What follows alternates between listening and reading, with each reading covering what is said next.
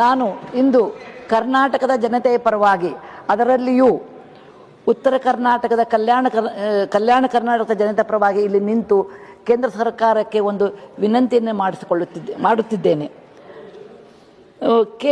ನಮ್ಮ ಕೇಂದ್ರ ಸರ್ಕಾರವು ಅನೇಕ ರಾಜ್ಯಗಳಲ್ಲಿ ಏಮ್ಸ್ ಆಲ್ ಇಂಡಿಯಾ ಮೆಡಿಕಲ್ ಸೈನ್ಸನ್ನು ಸ್ಥಾಪಿಸಲಾಗಿದೆ.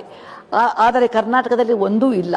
ಇದಕ್ಕಾಗಿ ನಾನು ಘನ ಸರ್ಕಾರಕ್ಕೆ ನಮ್ಮ ಕರ್ನಾಟಕವನ್ನು ದಯವಿಟ್ಟು ಗಮನಿಸಬೇಕೆಂದು ಹೇಳಿಕೊಳ್ಳುತ್ತೇನೆ. ಈ ಆಸ್ಪತ್ರೆ ನಾನು ಹುಬ್ಬಳ್ಳಿಯಾಗಲಿ ಬೆಂಗಳೂರಿಗಾಗಲಿ ಕೇಳ್ತಾ ಇಲ್ಲ. ನಾನು ಕೇಳ್ತಿರುವುದು ರಾಯಚೂರು ಜಿಲ್ಲೆಗಾಗಿ. ರಾಯಚೂರು ಜಿಲ್ಲೆ ಬಹಳ ಹಿಂದುಳಿದಿದೆ. ನೀತಿ ಆಯೋಗದ ಪ್ರಕಾರ ಸಹಿತ ಅನೇಕ ಹಿಂದುಳಿದ ಪ್ರದೇಶಗಳಲ್ಲಿ ಅದು ಒಂದಾಗಿದೆ. ಮೈಸೂರು ದೊರೆಗಳ ಕೃಪೆಯಿಂದ ದಕ್ಷಿಣ ಕರ್ನಾಟಕವು ಸಮೃದ್ಧಿಯಾಗಿ ಬೆಳೆದಿದೆ. ಆದರೆ ಕಳೆದ 250 ವರ್ಷದಲ್ಲಿ ಪರರ ದಬ್ಬಾಳಿಕೆಯಲ್ಲಿ ಅದು ನೆಗ್ಲೆಕ್ಟ್ ಆಗಿ ಅಥವಾ ಮರೆತು ಹೋದಂತಾಗಿದೆ. ಅಲ್ಲಿ ಉತ್ತಮವಾದ ಆರೋಗ್ಯದ ಯಾವುದೇ ಒಂದು ಉಪಾಯಗಳಿಲ್ಲ. ಅಲ್ಲಿ ತೀರ ಬಡತನ, ಆರೋಗ್ಯದ ಸಮಸ್ಯೆ ಮತ್ತು ವಿದ್ಯಾಭ್ಯಾಸದ ಕೊರತೆ ಇನ್ಸ್ಟಿಟ್ಯೂಷನ್ ಇದ್ದರೂ ಸಹಿತ ಅವು ಉತ್ತಮ ರೀತಿಯಾಗಿ ಇಲ್ಲ. ಇದರಿಂದ ಅಲ್ಲಿಯ ಬಡ ಜನರು ತಮ್ಮ ಆರೋಗ್ಯಕ್ಕಾಗಿ ಮಾಡುವ ಖರ್ಚನ್ನು ಅವರು ಬೆಂಗಳೂರು ಅಥವಾ ದೊಡ್ಡ ಪ್ರದೇಶದಲ್ಲಿ ಇರೋರಿಗಿಂತ ಹೆಚ್ಚು ಖರ್ಚನ್ನು ಮಾಡುತ್ತಾರೆ. ಅವ್ರಿಗೆ ಏನಾದರೂ ಆರೋಗ್ಯದಲ್ಲಿ ತೊಂದರೆ ಇದ್ದರೆ ಅವರು ದೂರದ ಬೆಂಗಳೂರಿಗಾಗಲಿ ಅಥವಾ ಹೈದರಾಬಾದಕ್ಕಾಗಲಿ ಹೋಗಬೇಕಾಗುತ್ತದೆ.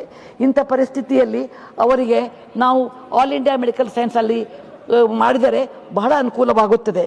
ಆರ್ಟಿಕಲ್ 371J ಪ್ರಕಾರ ಇಂಥ ಸಂಸ್ಥೆಗಳನ್ನು ಅಲ್ಲಿ ಸ್ಥಾಪಿಸಿದರೆ ಅವರಿಗೆ ಪ್ರತಿಶತ 70ರಷ್ಟು ಜನರು ಅಲ್ಲಿಯ ಜನರಿಗೆ ಇದು ಸೀಟು ಸಿಕ್ಕು ಮತ್ತು ಅಲ್ಲಿಯೇ ಪದವಿಯನ್ನು ಪಡೆದು ಜನರಿಗೆ ಸಹಾಯ ಮಾಡಲು ಉಪಯೋಗವಾಗುತ್ತದೆ.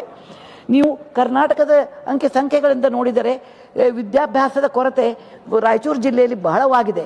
ಅಲ್ಲಿ ಕೇವಲ 48% ಅಷ್ಟು ಜನರು ಮಹಿಳೆಯರು ವಿದ್ಯಾಭ್ಯಾಸ ಮಾಡಿದ್ದಾರೆ ಅಥವಾ ಲಿಟ್ರಸಿ ರೇಟ್ ಇದೆ. ಅದೇ ಥರ ಪುರುಷರು ಕೇವಲ 60% ಮಾಡ್ತಾರೆ.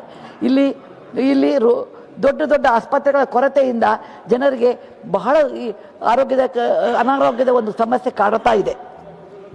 ಗೋಪಾಲದಾಸರು ಹೇಳಿದ ಒಂದು ಕೀರ್ತನೆ